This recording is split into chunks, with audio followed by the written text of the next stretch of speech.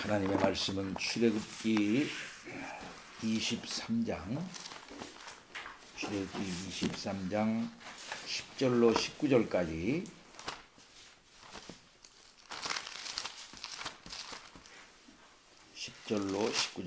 제가 읽겠습니다.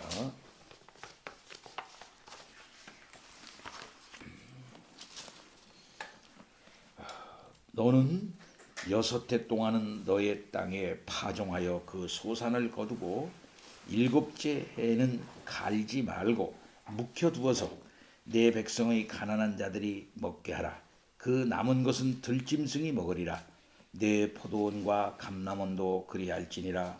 너는 6해 동안에 내 일을 하고 7째 날에는 쉬라. 네 소와 나귀가 쉴 것이며 내 여종의 자식과 나그네가 숨을 돌리리라. 내가 네게 이른 모든 일을 삼가 지키고 다른 신들의 이름은 부르지도 말며 내 입에서 들리게도 하지 말지니라. 너는 매년 3번 내게 절기를 지킬지니라. 너는 무교병의 절기를 지키라. 내가 네게 명령한 대로 아빕월에 정한 때에 이래 동안 무교병을 먹을지니 이는 그 달에 네가 애굽에서 나왔음이라. 빈손으로 내 앞에 나오지 말지니라. 맥추절을 지키라. 이는 네가 수고하여 밭에 뿌린 것의 첫 열매를 거두미니라.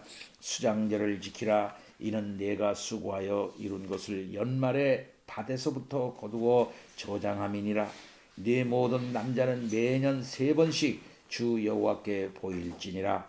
너는 네 제물의 피를 유괴병과 함께 드리지 말며 내 절기 제물의 기름을 아침까지 남겨두지 말지니라. 내 토지에서 처음 거둔 열매의 가장 좋은 것을 가져다가 너의 하나님 여호와의 전에 드릴지니라. 너는 염소 새끼를 그 어미의 젖으로 삼지 말지니라. 아멘. 하나님께서 구원을 베풀어 주시고 그 다음에 구원에 근거한 삶을 어떻게 영위할 것인가에 대한 법도 주셨던 것입니다. 구원을 베풀고 난 다음에 그 다음에 이제 너희들 됐으니까 마음대로 살아라 이렇게 하나님 말씀하지 아니하시고 십계명을 주셔서 구원받은 하나님의 백성이 어떻게 구원하신 하나님과 적극적 관계를 맺어가면서 그것에 기초해서 서로 간에 적극적인 정의와 사랑을 구현하면서 살 것인가에 대한 법칙도 내려주셨던 것입니다. 이렇게 하나님께서는 구원의 은혜를 베풀어 주신과 동시에 그 구원을 구체적으로 삶 속에서 어떻게 구현하면서 영위하면서 살 것인가 하는 것도 하나님께서 우리들에게 말씀해 주셨던 것이죠. 이렇게 하나님께서는 아주 우리의 연약함을 익히 잘 아시고 하나둘 삶의 법칙들을 내려주신 것을 볼 수 있습니다. 십계명을 주셨습니다. 그리고 그 십계명을 삶 속에서 어떻게 구체화시킬 것인가 하는 그 법규도 하나님께서 내려주셨습니다. 그래서 십계명 이후에 주신 그 법들은 십계명을 삶 속에서 어떻게 구체화해 나갈 것인가 하는 그런 법이 되겠습니다. 이런 점에서 우리들이 여러 방면으로 주신 말씀을 차곡차곡 생각해 보면서 생각해 왔습니다. 오늘은 10절서부터 19절의 말씀에 절기에 대한 법규입니다. 먼저 안식일법입니다. 너는 6해 동안은 너의 땅에 파종하여 그 소산을 거두고 7째에는 갈지 말고 묵혀두어서 네 백성의 가난한 자들이 먹게 하라. 그 남은 것은 들짐승이 먹으리라. 안식년에 대한 그런 법이죠. 이것은 논이나 밭, 포도원이나 감람원 등, 감람원이라는 말은 올리브밭을 말하는 것입니다. 이 땅의 안식년에 대한 법입니다. 6년 동안만 파종을 하고 7년에는 그냥 묵혀두라는 것입니다. 그러니까 땅을 안식을 시켜라 이렇게 말씀하고 있는 거죠. 그 이유는 가난한 자들과 들짐승이 먹도록 배려 하신 그런 법이 되는 것입니다. 또 그것은 땅의 생산력을 높이는데도 유익할 것이라고 생각이 됩니다. 우리는 하나님의 이 너그러움을 본받아 가난한 자들을 배려하고 들짐승에게도 그렇게 해야 한다라고 볼 수가 있습니다. 오늘날 그저 대량 생산, 대량 유통, 대량 소비하는 이 사회를 생각해 보면은요, 19세기 말서부터 그런 풍조가 일어나지 않습니까?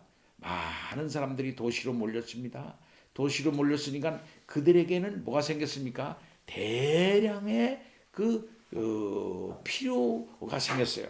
그래서 그 대량의 필요, 엄청난 많은 수요가 생겼단 말씀입니다. 그 엄청난 많은 그 수요를 충족시켜 주려면은 많이 생산해서 빨리 그들에게 유통을 해야 돼요. 그래서 대량 생산, 대량 유통, 대량 소비 하는 그런 구조를 이제 만들어야 된다 이 말씀입니다. 도시라고 하는 것은 바로 그런 것이죠.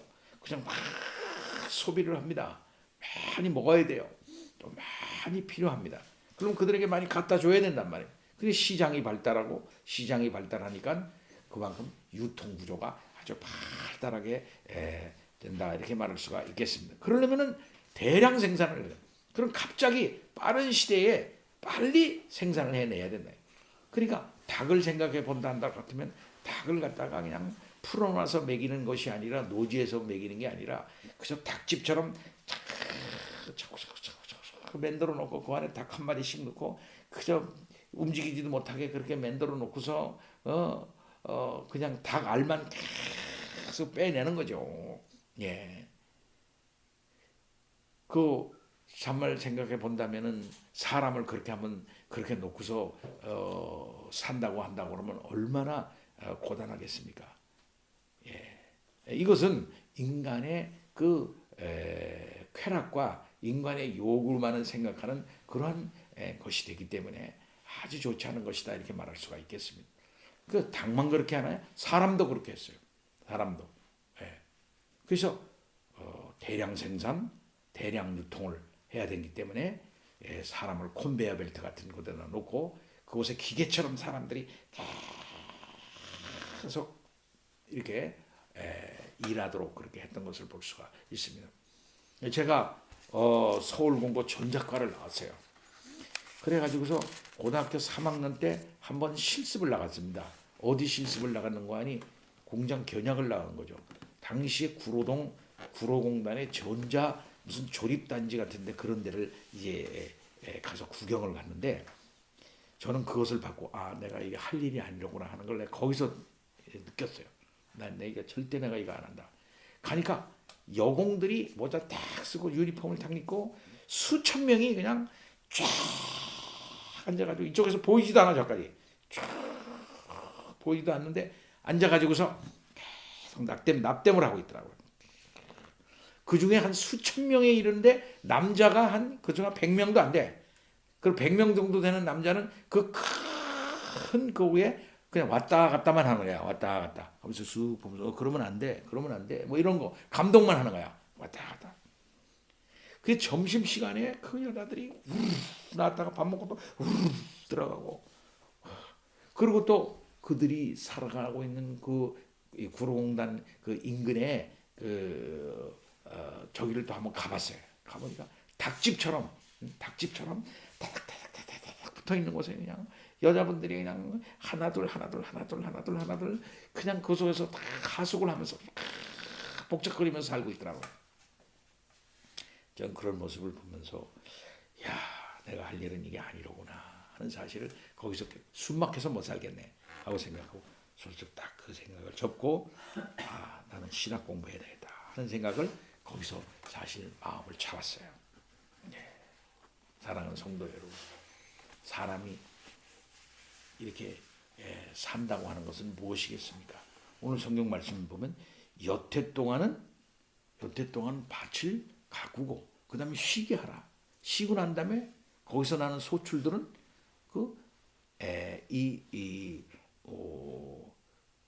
다른 사람들, 가난한 사람들이 먹도록, 짐승들이 먹도록 그렇게 하라는 것입니다. 이것은 사회를 평등하게 하는 그런 것이 있고요.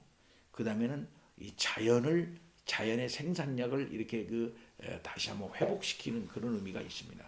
하나님의 이 놀라운 구약 경제의 아주 중요한 근간이라 이렇게 말할 수가 있겠습니다. 그 다음에 너는 엿새 동안에 내 일을 하고 일곱째 날은 쉬어라. 안식년을 얘기를 하고 그 다음에 안식일 얘기를 하고 있습니다. 쉬라는 것입니다. 쉬라. 앞에서도 그 어떤 한 밭을 쉬게 만들고 그 다음에는 또 날도 어떤 한 날은 쉬라 이렇게 얘기하고 있습니다. 내 소와 내 나귀가 쉴 것이며 내 여종의 자식과 나그네가 숨을 돌리리라. 여기 참 의미로운 말이 있다고는 저는 봤어요. 숨 돌리리라. 그래서 숨을 돌리리라. 일주일 내내 계속 일합니다. 또 일을 합니다. 제가 엊그제 텔레비에서 아침마당인가 거기에서 택배 기사 출신의 어떤 노래하는 가수가 나와가지고 자기 요즘 말로 말하면 자기 경험 얘기하는 걸 들어봤어요. 하루 종일 일하고 한 3시간 정도 자고 또 그 다음에는 일주일 내내 일하고 하루 종일 일하고 난 다음에 한 달간 번 돈이 자기 손으로 들어오는 것이 30만 원밖에 없었다는 거예요. 예. 그 몸은 몸대로 축나고 일은 잘 안 되고 그런 고통의 세월을 자기가 살았다. 밥 먹을 시간도 없다는 거예요. 밥 먹을 시간도. 그 가면서 빵을 가지고 먹으면서 운전하면서 빵을 먹고 그렇게 하고서 다녔다는 것입니다. 우리 집에도 택배 운전사가 자주 옵니다. 자주 오는데 저는 늘 그래요. 택배 운전사 고맙습니다. 감사합니다. 잘 하셨습니다. 그런 다음에 제가 가지고 있는 사탕이나 이런 거 몇 개 쥐어주면서 또 우리 한 사람은 이렇게 귤 같은 것도 주면서 좀 드셔보시. 그러면 고맙다고 해서 인사하고 훌랑또 갑니다. 사랑하는 성도 여러분, 숨을 돌릴 수 있어야 돼요. 숨을 돌려. 일주일 내내 열심히 일했습니다. 하루는 쉬어야 돼요. 쉬지 않게 노동자를 쉬지 않게 하는 것은 이것은 아주 악한 거예요. 안식년을 통해서 그 밭을 쉬지 않게 하는 것은 그 땅을 갖다가 죽이는 것입니다. 또한 동시에 노동자들을 쉬지 않게 하는 이 경제는 그거는 죽이는 거예요, 사람. 따라서 안식년을 지키고 그 다음에는 안식일을 지키라고 하시니 하나님의 말씀은 얼마나 귀한 말씀인지 알 수 없습니다. 그러나 하나님께서는 너그러우신 하나님이시죠. 온 피조물들의 수고로움을 다 아시는 그런 하나님 아버지이십니다. 따라서 하나님의 백성도 편하고 또 그 다음에 하나님의 백성과 함께 사는 소와 나귀 그 다음에 여종과 또 나그네도 숨을 돌릴 수 있도록 그렇게 하라는 하나님의 말씀이 되는 것입니다. 그래서 내가 이런 이 모든 일을 삼같이 지키고 다른 신들의 이름은 부르지 말며 내 입에서 들리게 하지도 말라 이렇게 말씀하고 있습니다. 곧 이러한 법은 내가 가지고 있는 하나님의 참 사랑의 법이다.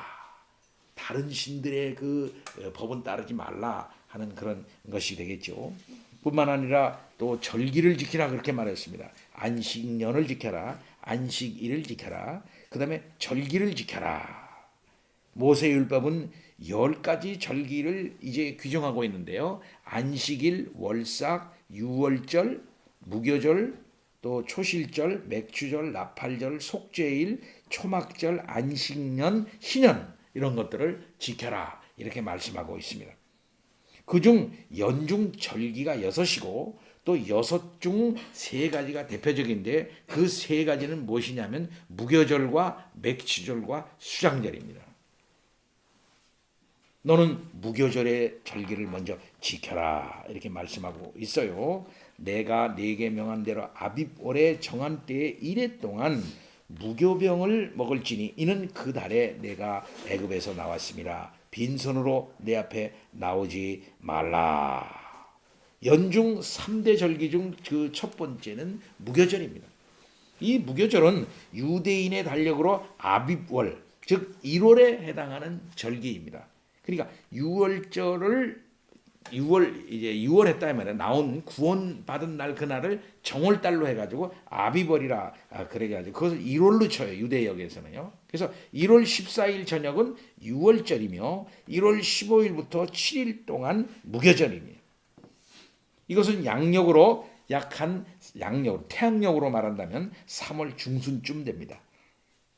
무교병은 7일 동안 누룩 없이 만든 떡을 먹기 때문에 무교병의 절기 혹은 무교절이라 이렇게 불리지요. 이 무교절의 첫날인 1월 15일과 7일인 1월 21일은 안식일로서 성회로 모였습니다. 6월절과 무교절은 시간적으로 붙어 있기 때문에 같은 말로 쓰이기도 합니다. 신약시대에도 그렇게 했어요. 6월절과 무교절은 출애굽 사건을 기념하는 그런 의미가 있었습니다. 이때 흠없고 1년 된 순양을 죽이고 그 피를 문틀 위와 좌우에 바르고 그 고기를 구워 무교병과 쓴나물과 함께 먹었지 않습니까? 허리에 띠를 두르고 발에 신을 신고 손에 지팡이를 잡고 급히 먹었지 않습니까? 무교병은 옛날에 애굽에서 급하게 나온 사실과 흠없는 재물을 상징을 했습니다. 그리고 쓴나물은 애굽에서의 그 고통스러운 생활을 상징했어요. 어린 양은 예수 그리스도를 그대로 상징하는 것입니다. 고린도전서 5장 7절 보면 우리의 어린 양 곧 그리스도께서 희생이 되었느니라 라고 말씀하고 있지 않습니까? 유대인들이 어린 양의 피를 문설주와 문인방에 발라서 하나님의 재앙을 피했듯이 우리는 예수 그리스도의 십자가의 대속의 보혈을 믿음으로 말미암아 하나님의 진노의 심판을 피할 수 있게 되었던 것이 아닙니까? 이스라엘의 3대 절기 때에는 하나님께 빈손으로 보이지 말고 예물을 드려야 했어요. 신명기 16장 16절에도 빈손으로 여호와를 배웁지 말고 각 사람이 내 하나님 여호와께서 주신 복을 따라 그 힘대로 물건을 드릴지니라 라고 이렇게 말씀을 했습니다. 이스라엘 백성은 절기 때마다 하나님께 감사의 예물을 드려야 했던 것입니다. 그 다음엔 맥추절입니다. 맥추절을 지키라. 이는 네가 수고하여 밭에 뿌린 것에 첫 열매를 거두미니라. 또 수장절을 지키라. 이는 네가 수고하여 이룬 것을 연말에 밭에서부터 거두어 저장함이니라. 이렇게 말씀하고 있습니다. 이 3대 절기 중 두 번째는 맥추절입니다. 맥추절은 초실절이라고도 불립니다. 이것은 밀추수를 시작할 때 첫 열매를 드리는 절기입니다. 유대 땅에서 곡식 추수는 무교절 기간에 보리추수로 시작해서 맥추절 기간에 밀추수로 끝난다고 합니다. 무교절의 7일 중 보리추수의 첫 열매를 하나님께 드리는 또 하나의 절기가 있는데 이것이 보리초실절이다. 그날은 보리추수의 첫 달을 안식일 다음 날 하나님께 흔들어 드린다고 해서 거제라고 그렇게 말하죠. 전통적으로 1월 16일입니다. 보리초실절로부터 7 안식일을 지난 그 다음 날이 맥추절이에요. 그래서 맥추절을 77절이라고도 부릅니다. 자, 6월절은 예수 그리스도의 대속사역을 예표했습니다. 예수 그리스도께서는 6월절 어린 양으로 불리시지요.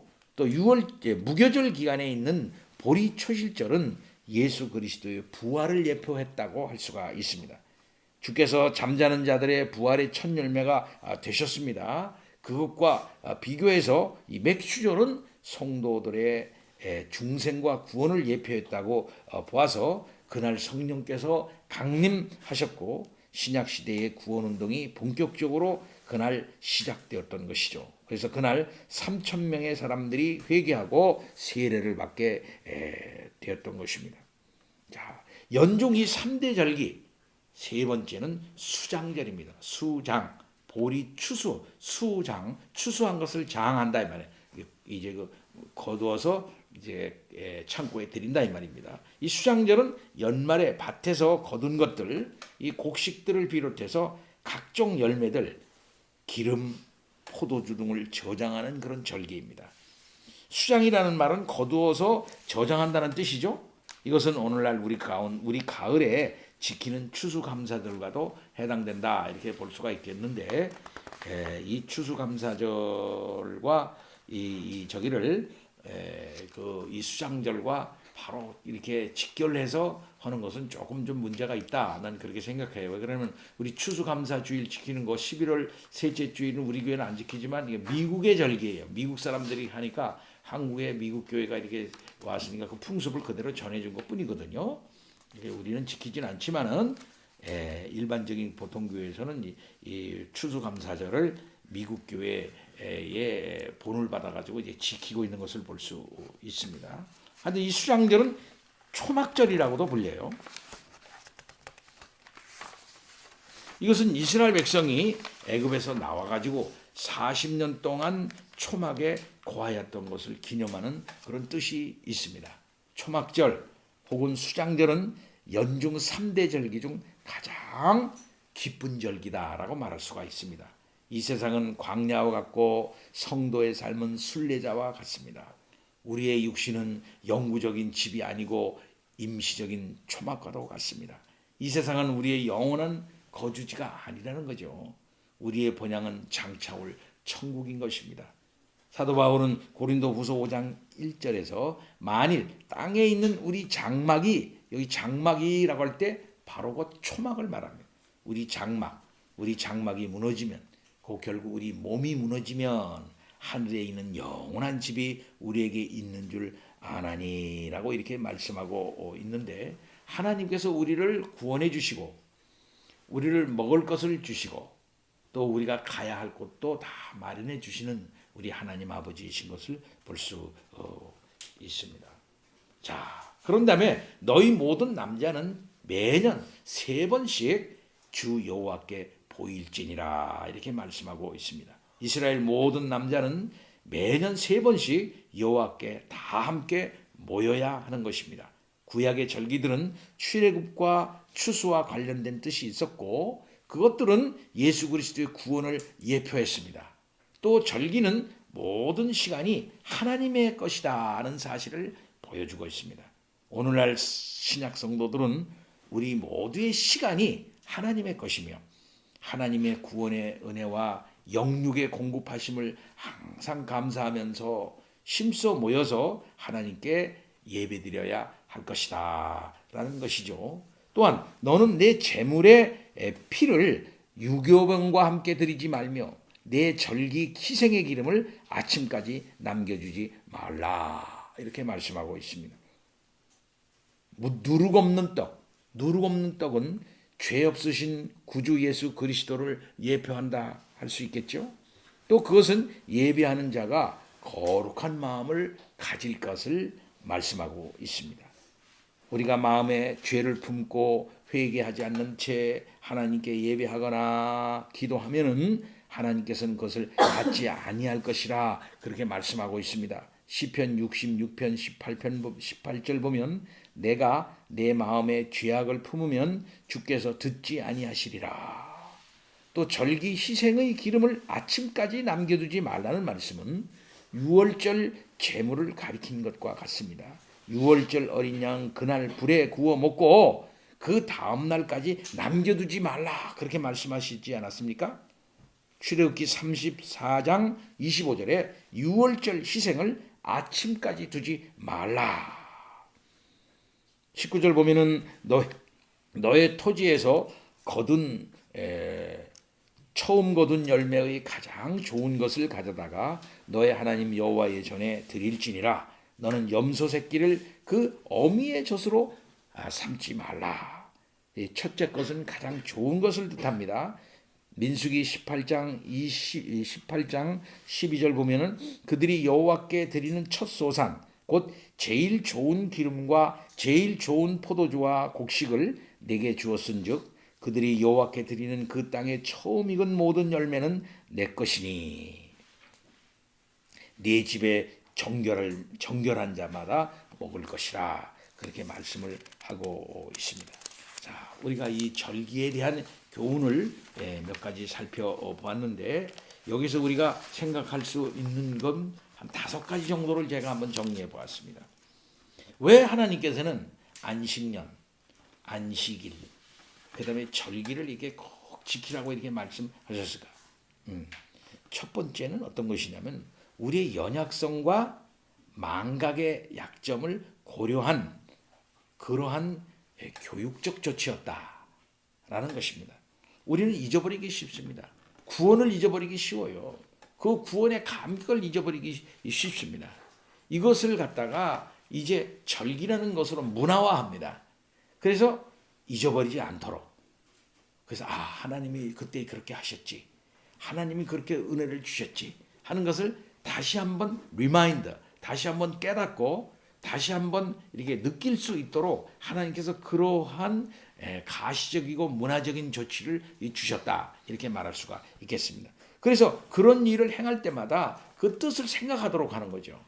이것은 우리의 연약함과 이 망각의 약점을 고려한 조치다 이렇게 말할 수가 있을 것입니다. 또 두 번째는 무슨 뜻이 있습니까? 구원받았습니다. 뭐든지 하나님의 은혜로 되었습니다. 그리고 그 위에 가나안적 삶도 하나님의 놀라운 은혜가 없이는 가능하지 않습니다. 곧 하나님 주권 중심적, 하나님 중심적인 삶을 살아나가라 라고 하는 그런 뜻이 될 것입니다.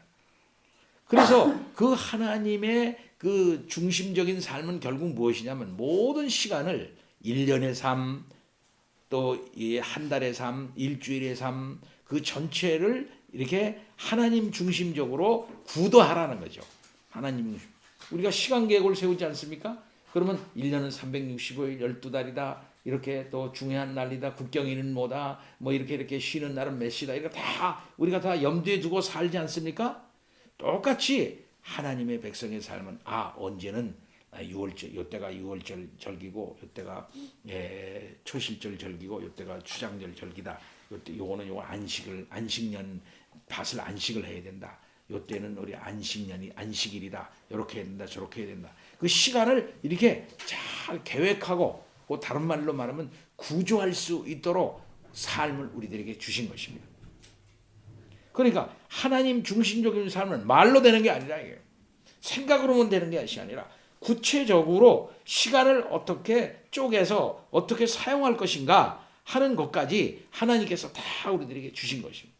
생활 구도를 하나님 중심적으로 아주 맞춰 나가라 하는 차원에서 하나님께서 이런 절기와 이런 안식년, 안식월 제도를 또 우리들에게 주셨다 하는 것. 이것을 통해서 우리의 모든 생각과 삶을 다 이렇게 질서 있게 하시는 우리 하나님 아버지이신 것을 볼 수 있습니다.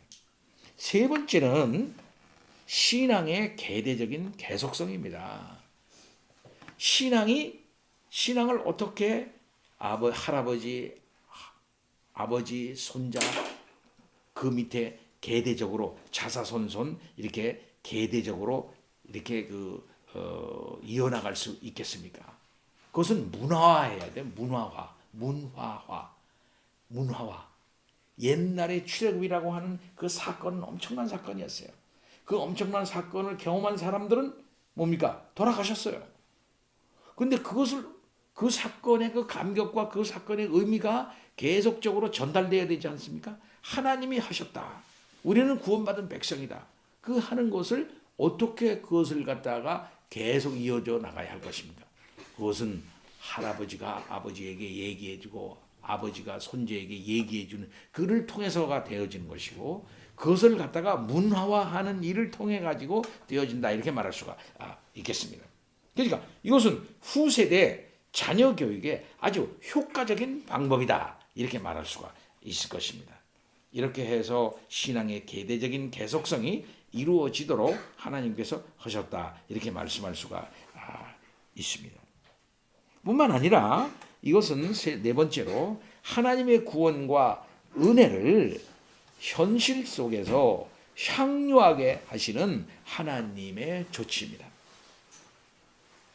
하나님의 구원이 얼마나 은혜로운 것인가. 또 하나님의 은혜의 질서가 우리에게 얼마나 자유로운 것인가 하는 사실을 그 백성이 느끼고 그것을 깨달을 수 있도록 이런 조치를 통해서 주시는 것이에요. 그래서 6월절에 무교명을 먹으면서 초실절을 경험하면서 수장절을 경험하면서 이렇게 하나님께서 베푸신 구원이 이렇게 놀랍구나 하는 사실을 경험할 수 있도록 현실적으로 경험할 수 있도록 하시는 것입니다. 현재적인 의미에서 말이죠. 뿐만 아니라 이것은 미래를 바라보는 것입니다. 그 미래는 뭡니까? 그리스도께서 마지막 날 오셔서 그 모든 것을 성취할 그 시대를 바라보도록 하는 것이죠. 그리스도께서 와서 성취될 그 모든 것이었거든요. 그것들은 그리스도가 오시게 되면은 없어질 것이지만 그 없어지는 그런 것이지만 그림자 안에서 예표적으로 그것을 지키고 깨닫고 그렇게 하면서 그 속에 흐르는 앞으로 하나님께서 주시는 그 옛날 출애굽보다도 더한 놀라운 은혜, 마지막 날 결정적인 임마누엘로 이루어지는 하나님의 놀라운 구원의 그 큰 은혜를 바라보고 경험하도록 하기 위한 하나님의 신학적인 것이다 이렇게 말할 수가 있겠어요. 곧 그리스도께 와서 성취될 예표와 그림자로 그것을 경험하게 하시고 그렇게 해서 그 흐르는 흐름 속에서 앞으로 오실 그리스도를 바라볼 수 있도록 하시는 것이다. 어떤 지향점이 있는 것이죠. 굉장히 신학적인 것이다. 이렇게 말할 수가 있는 것입니다. 이런 여러 가지 절기의 중심적인 그 신학적인 의미가 그 안에 다 있는 거죠. 이런 차원에서 하나님께서는 이스라엘 백성들에게 안식년을 지켜라, 신년을 지켜라, 그 다음에는 안식일을 지켜라, 그 다음에 3대 절기를 지켜라 하면서 이스라엘 백성들에게 그런 절기를 주신 것이에요. 그런 점에서 오늘 우리들에게 있는 안식일로서의 주의를 우리들이 잘 지켜서 이미 예수 그리스도 안에서 이루어진 구원의 세계를 우리가 안식이라는 것을 통해서 경험하면서 앞으로 이루어질 그리스도를 통해서 재림으로 말미암아 이루어질 영원한 세계의 도래, 그 도래를 바라보게 하도록 하시는 것이죠. 그래서 우리가 오늘날 남아있는 이 예수 그리스도 안에서의 그 주의를 우리들이 잘 깨닫고 지키고 향유하고 기뻐하고 또 먼 미래를 바라보는 우리들이 되어야 되겠습니다. 다 같이 기도합니다. 하나님 아버지 찬양과 영광을 돌립니다. 이스라엘 백성들에게 절기를 주심으로 이미 이루신 구원이 얼마나 은혜로운 것인가 하는 사실을 향유하도록 하시고 하나님 중심적인 질서가 그 사회에 자리하도록 하셨사옵고 앞으로 이루어질 마지막 최종적인 완성의 세계를 바라보도록 하나님께서 하셨습니다. 아버지 하나님은 공의로우신 분이시며 자비로우신 분입니다. 하나님의 백성이 그것을 잘 기억하고 하나님 중심적인 시간 생활, 하나님 중심적인 생활 구도를 갖도록 그렇게 하신 것입니다. 아버지 하나님, 우리도 이와 같은 정신을 신학을 잘 따라서 하나님 중심적인 시간 생활 잘 할 수 있도록 주여 인도하여 주옵소서. 감사합니다. 예수 그리스도 이름으로 기도하옵나이다. 아멘.